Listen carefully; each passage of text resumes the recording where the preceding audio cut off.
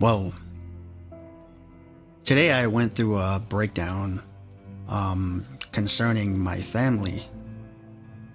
Uh, it's actually my father-in-law. And my wife called me from the hospital telling me that her father doesn't have much time left. And I said to myself, well, what can I do to make her happy at the moment? I started to think to myself what the scriptures would say about situations like this. So I thought about Martha and her brother Lazarus. When Lazarus had passed, she cried and prayed that he would come back. And in fact, she got Yeshua's attention. And as Yeshua came to their residence, he had decided to raise Lazarus from the dead and bring him back to life. But before he did that, he wept. Now, the reason why I bring this up is because us humans, when a loved one passes away or a friend, we mourn, we cry. The question is why?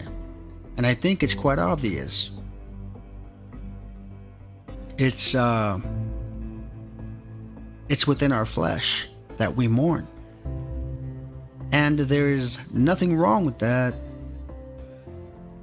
But then I ask myself this question: why did Yeshua weep? And the only thing that I could think of was the fact that Yeshua, the all-knowing, the Son of Yahweh, knows everything. He knows about the afterlife. He knows about the heavens. He knows about the depths of hell. He knows everything. So the fact that he brought Lazarus back, in my opinion, wasn't so much in his favor. Because, like I said, he wept. But I don't think he wept because he was mourning and sad for Lazarus' death, but more so bringing him back. Now you're probably wondering, okay, why would Yeshua weep just because he brought Lazarus back? Well, if you think about it, we live in a sinful world, an imperfect world.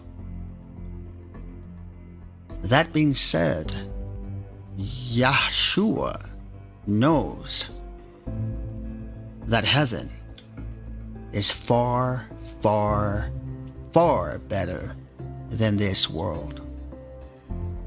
Now, what better place for Lazarus to be than to be in the hands of the Father? Now put yourself in Yahweh, in Yeshua's shoes. Now if you had to make that decision just to please Martha and her sister, just to please them. And you know what? Okay, because you're in the flesh and you're crying, I will bring Lazarus back. But it will be sad because he could have been with the Father. So that is why I feel Jesus wept, or Yeshua. I am still in the habit of using that name. I'm just getting used to the name Yeshua. So anyway, I digress. But yeah, so I thought about my wife and her father, and I started thinking, you know what? I know your father doesn't have much time, and I think it's quite obvious, considering the health that he's in right now. But what better place can your father be in than to be in the hands of Yahweh? There's no better place. So I understand that most of us like to create beliefs and put our faith in certain things pertaining the afterlife just to make us feel a little bit more comfortable about death. But this is the truth. This is not some fairy tale or some story that I'm telling you guys. The word is true. And to be in the hands of the Father should be all of our goals. The main goal. You know that passage, I forget the actual book, but when it says, I'm trying to remember, but it's talking about being in the hands of the Father. What better place? You know, I'm not speaking it verbatim, but yeah, you guys get the point.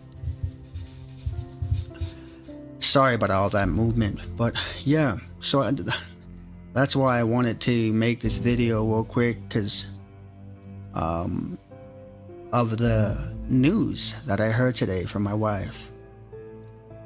Anyway, if someone is out there, you know, that's about to lose a loved one, I hope that you can find some comfort within this video. Other than that, you guys be safe, and may Yahweh bless you guys.